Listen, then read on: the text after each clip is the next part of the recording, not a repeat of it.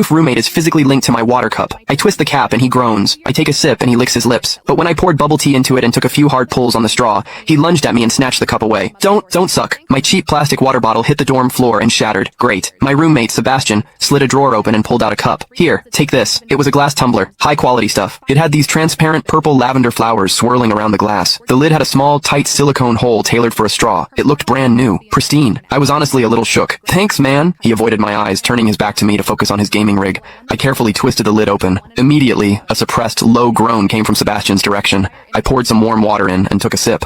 Sebastian sucked in a sharp, jagged breath. His hand on the mechanical keyboard trembled, his fingers slipping off the keys. He licked his lips, looking like he was enduring some kind of torture or intense pleasure. His lips were thin, the cupid's bow sharp like a knife. Looking at them made me want to bite them. Yeah, okay, I admit it. I'm into Sebastian. I swear to God, before I met him, I was the straightest guy in the state. After high school, my only plan was to get to college and bang a hot, bubbly cheerleader. But the moment I walked into this dorm and saw Sebastian, that plan went out the window. 4 years of college and he's the only one I want to mess around with. But I couldn't tell him. No way. I was terrified that if I spilled my guts, we wouldn't even be friends anymore. Because Sebastian is straight. Like, painfully straight. Only 2 weeks ago, he turned down a senior, a varsity swimmer, total stud, who asked him out. After that, Sebastian came back to the room and sat at his desk with a face like thunder for hours. The guy must be a raging homophobe. Maybe it was because the cup was a gift from my crush, but that warm water tasted sweeter than usual. It had a weirdly good aftertaste. I grabbed a straw from my desk and shoved it deep into the hole on the lid. The second I did, a strangled moan ripped out of Sebastian's throat. He bolted up and sprinted into the bathroom. Weird. We were just gaming. Why the hell did he suddenly need a shower? He didn't even grab a change of clothes or a towel. My hearing has always been too good for my own good. Through the thin bathroom door, I heard whimpery, muffled sounds. Soft, hot, suppressed. As a dude, I knew exactly what that sound was. He was jerking off. When I get horny,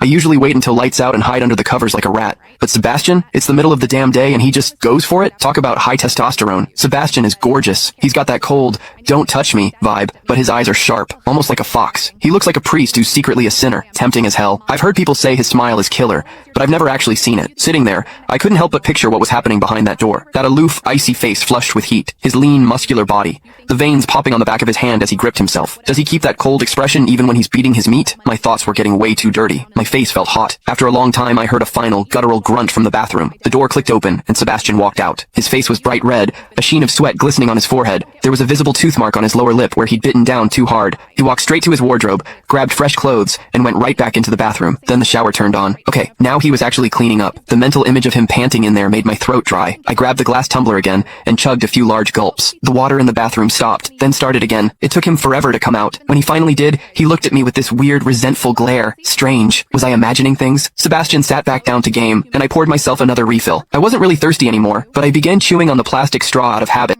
Click the link in my bio to get the full story for free.